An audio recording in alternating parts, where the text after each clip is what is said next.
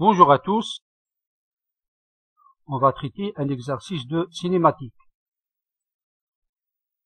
À travers cet exercice, on va étudier un mouvement uniformément varié avec des rappels et des commentaires.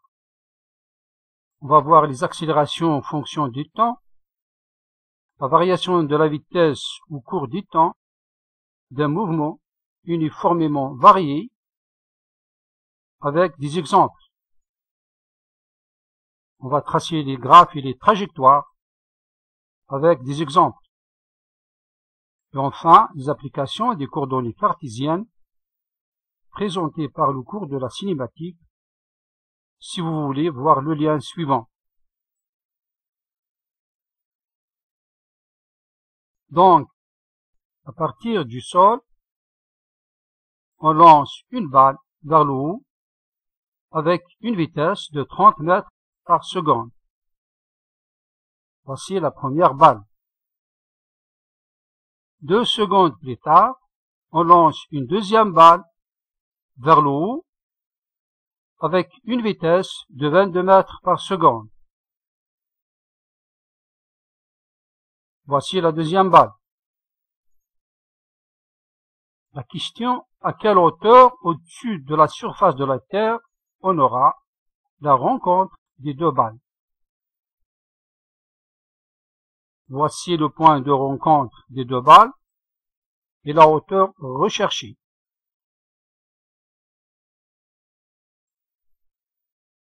La solution. Voici le sol. On va désigner un repère par l'axe OZ dirigé vers le haut. Voici les deux balles avec leur vitesse initiale. Le point de rencontre. Les deux balles sont soumises seulement à la gravité.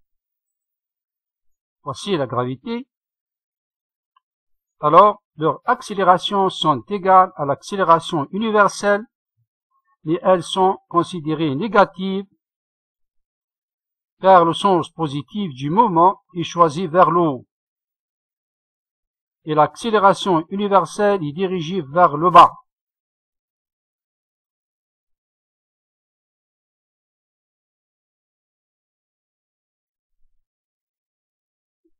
Voici le sens de l'accélération universelle. Donc, A, l'accélération des deux balles est considérée négative puisque le sens positif choisit vers le haut.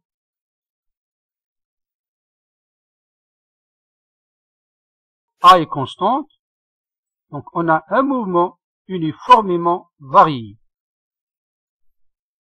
La suite des rappels et des commentaires, exploitation des connaissances de base acquises. Les mouvements uniformément variés sont des mouvements à accélération constante, c'est-à-dire les accélérations sont constantes et ne varient pas avec le temps. La variation des vitesses en fonction des temps sont linéaires. Les trajectoires, comme fonction du temps, sont paraboliques. On commence par les accélérations. Les accélérations sont constantes et ne varient pas avec le temps. Leur représentation. Si A est positive, on représente l'accélération par ce segment, parallèle à l'axe des temps.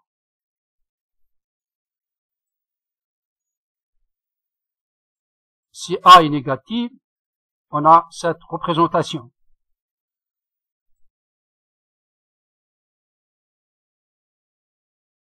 Les vitesses et leurs variations. Les variations des vitesses en fonction des temps sont linéaires. Donc V de t est de la forme A fois t moins t0 plus V0. Si A est positive, on a les cas possibles. Le premier cas, c'est V0 égale à 0, T0 égale à 0. On a une fonction croissante qui passe par l'origine. Deuxième cas, V0 est positif, T0 égale à 0. On a cette fonction. Troisième cas, V0 égale à 0, T0 différent de 0. Quatrième cas, V0 positif, T0 différent de 0. Cinquième cas, si V0 est négatif, T0 égale à 0. Et le dernier cas, si V0 est négatif, T0 est différent de 0. Pour l'accélération négative, on a les cas possibles. Premier cas, V0 égale 0, T0 égale 0. On a ici une fonction décroissante qui passe par l'origine. Deuxième cas, si V0 positif, T0 égale à 0. Troisième cas, V0 égale 0, T0 est différent de 0. Le quatrième cas, V0 est positif, T0 est différent de 0. Cinquième cas, V0 est négatif, T0 égale à 0. Et le dernier cas, si V0 est négatif, T0 est différent de 0. Les trajectoires. Les trajectoires des mouvements uniformément variés sont de la forme Z de t égale à 1 demi fois A, t moins t0 à la puissance 2, plus V0 fois t moins t0 plus Z0. A, c'est l'accélération. V0, c'est la vitesse initiale. Z0, c'est l'abscisse initiale. T0, c'est l'instant initial. Un exemple, voici cette fonction. C'est une fonction parabolique croissante, avec A positif, T0 égale 0 et Z0 égale 0. Un autre cas, si A est négatif, T0 égale 0 et Z0 égale 0. On a une fonction décroissante, fonction parabolique décroissante. Notre cas, si l'abscisse Z0 est positive, T0 est différent de 0 et A est positif. En notre cas, si Z0 est inférieur à 0, T0 est différent de 0 et A est positif. Donc, c'est une fonction croissante. Voici un exemple exact. On a ici deux graphes de deux mobiles avec les conditions initiales suivantes. On a ici les conditions pour ce graphe, ici les conditions initiales pour ce graphe. On revient à la solution. On considère que l'instant de lancement de la première balle correspond à t égale 0, c'est-à-dire t01 égale à 0 secondes. Voici la première balle. Et après 2 secondes, c'est-à-dire t02 égale à 2 secondes. Voici la deuxième balle. Les équations de mouvement des deux balles sont données par Z1 de t égale à cette relation. C'est l'équation 1. Z2 de t égale à cette équation, c'est l'équation 2, avec les conditions initiales suivantes. Z01 égale Z02 égale à 0, V01 égale à 30 mètres par seconde, V02 égale à 22 mètres par seconde. L'accélération universelle, c'est g égale 9,81 mètres par seconde à la puissance 2. Si on remplace dans les équations 1 et 2, nous obtenons Z1, c'est l'équation 3, et Z2, c'est l'équation 4. La rencontre des deux balles aura lieu quand Z1 égale Z2, mais à quel instant? On cherche t. On remplace, on va résoudre l'équation z1 égale z2, nous obtenons, après simplification, l'instant de la rencontre des deux balles, si t égale 5,475 secondes, c'est-à-dire z1 égale z2, et on trouve 17,22 mètres, c'est la hauteur recherchée. Ensuite, des rappels et des commentaires. On va étudier la vitesse des deux balles. Nous avons a égale à moins g, c'est une accélération négative. Nous avons la vitesse en fonction du temps. On a ici les vitesses initiales des deux balles. On lance la première balle et après 2 secondes, on lance la deuxième balle.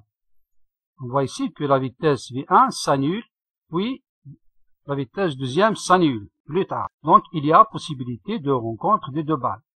Ici, c'est l'inclinaison des deux segments ou bien des deux fonctions de vitesse.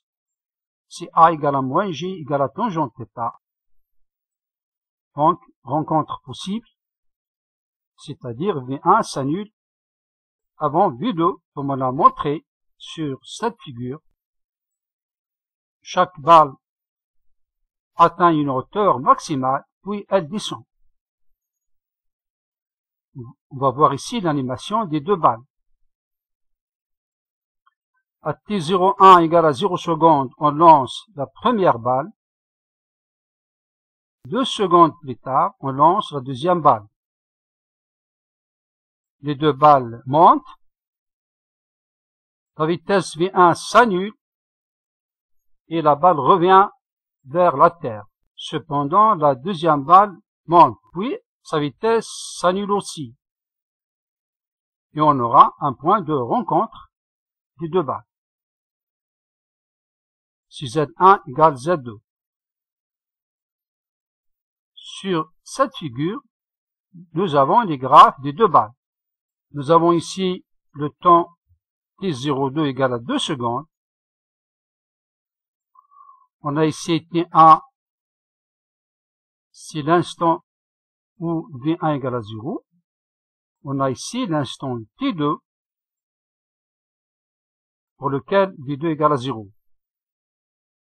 On a ici le point de rencontre des deux balles, comme on a ici. La dérivée des z par dt égale à 0 représente le maximum de chaque fonction. Donc la rencontre est possible. La figure ci-dessous montre les instants où les vitesses des deux balles s'annulent, ainsi que le point de rencontre des deux balles et l'instant correspondant à cette rencontre.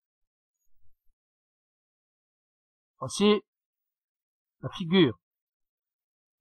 L'instant t égale à 3 secondes correspond à v1 égale à 0.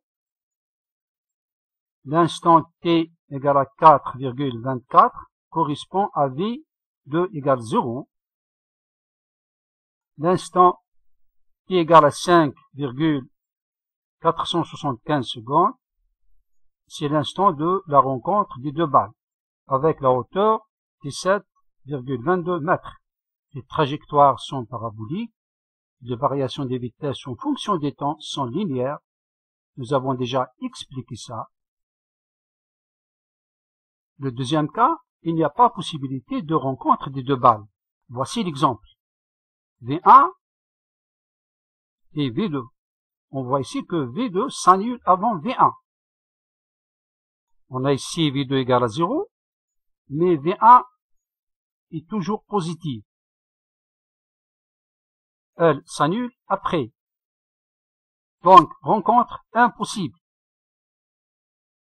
Voici l'animation de chaque balle. On lance la première balle.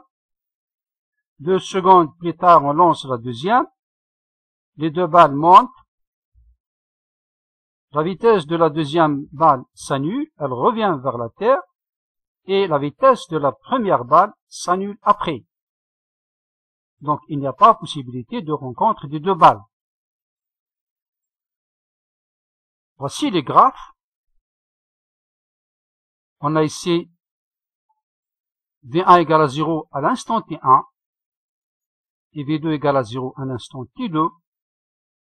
On a ici T2 est inférieur à T1. T2 est inférieur à T1. On a ici la dérivée des z par rapport à t égale à 0 correspond au maximum de chaque fonction.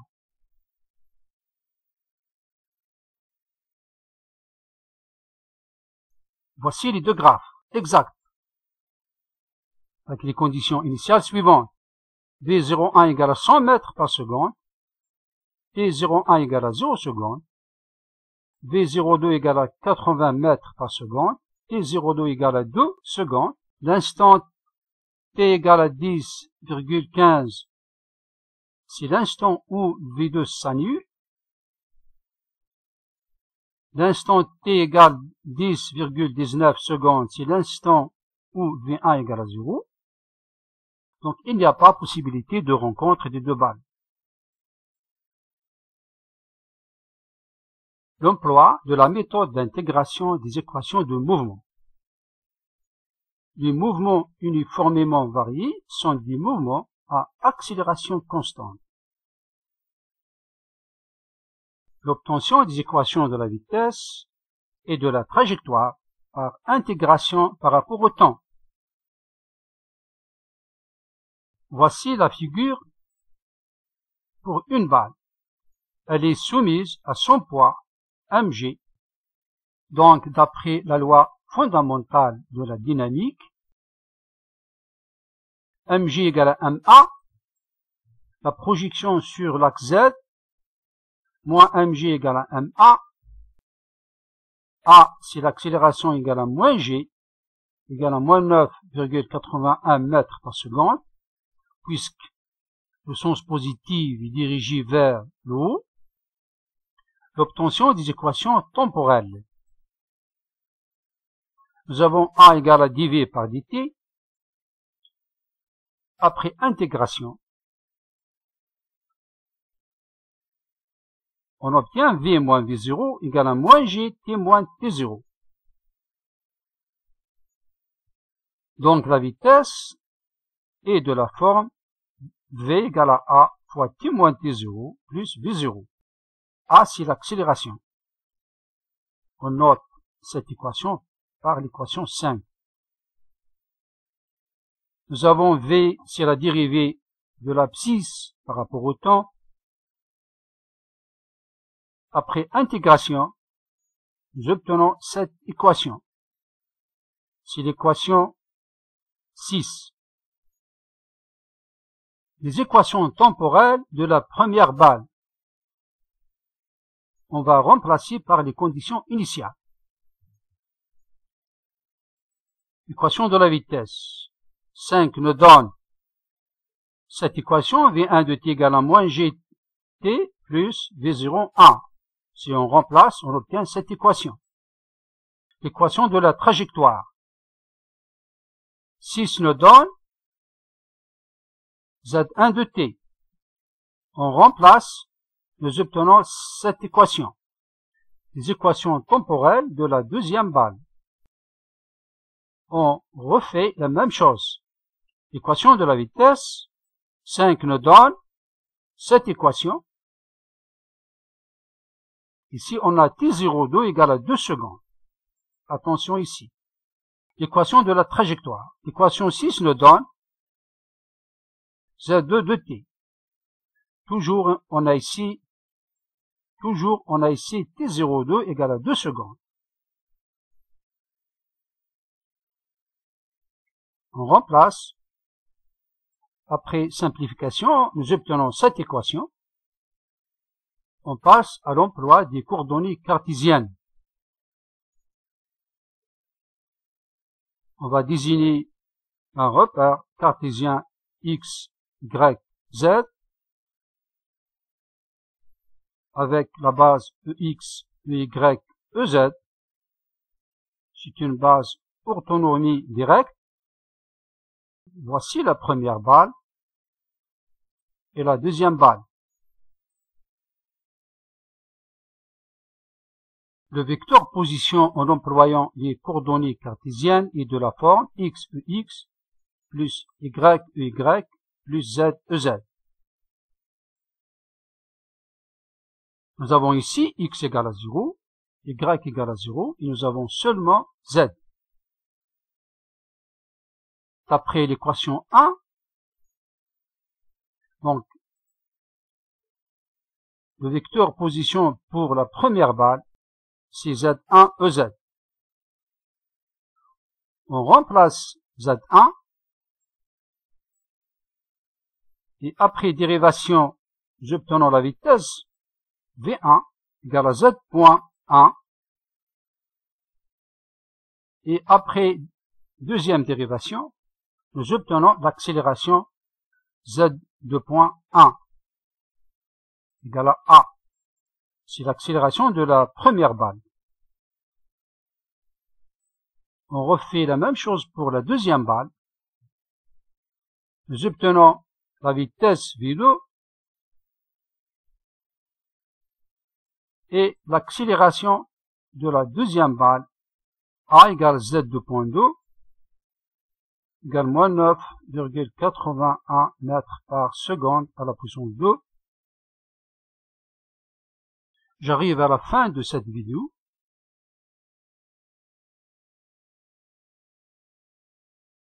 Bonne chance à tous.